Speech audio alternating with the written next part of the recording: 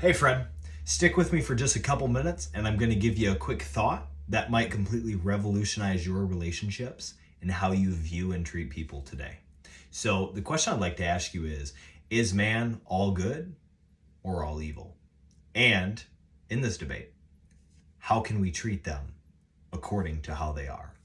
So we know that Romans 3:10 says that none is righteous, no, not one, right? And we know that man is naturally flawed and we have flesh. And that's why Jesus came and he died for us to forgive us of our sins. But in our pursuit of perfection, as Paul instructs us to do in Philippians, in our pursuit for perfection, it's very key that we understand that we are naturally flawed. And the real significance that we have is from God, right? Now, there's 2 points I'd like to make. Right? We treat people a certain way out of either self-preservation or out of loving other people and caring for them.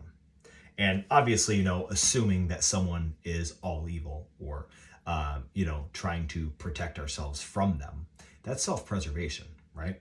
And it's very important to have that mindset to protect yourself to a degree, right? To protect yourself. But there's always a balance. Right? So now I want to read something super quick out of Dale Carnegie's book, How to Win Friends and Influence People. In it, this is discussing something from a specific salesman that had a certain situation with a client. But he says, when no information can be secured about the customer, the only sound basis on which to proceed is to assume that he or she is sincere, honest, truthful, and willing and anxious to pay their charges. Now, what this is saying is to basically appeal to the nobler motives, or to assume that the person is naturally good and that the person has the right intentions, right? Now, that jumps to the opposite side of the spectrum. But just to give you a quick thought as we head toward the end of this video, I'd like to encourage you to think about it this way. Life is about balance, is it not?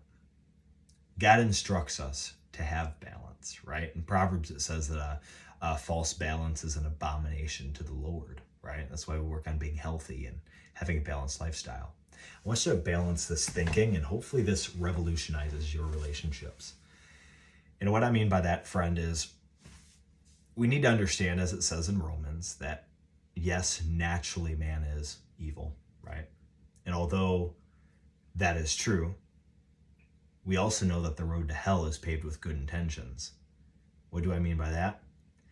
Most people are trying to do a better job. I'm not talking to the exact scale that they're trying.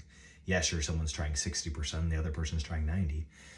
But it's very important in understanding other people and in loving other people that we know that although man's naturally not good, man is also trying. And that in self-preservation, don't let evil surprise you and don't fall prey to it because you're naive. Be cautious. But at the same time, friend, assume that they're noble and kind and loving to maintain relationships. It's a balance. It's a little bit of a tough one, but remember, you can't have hot without cold, right? Day is not so special if we don't have night.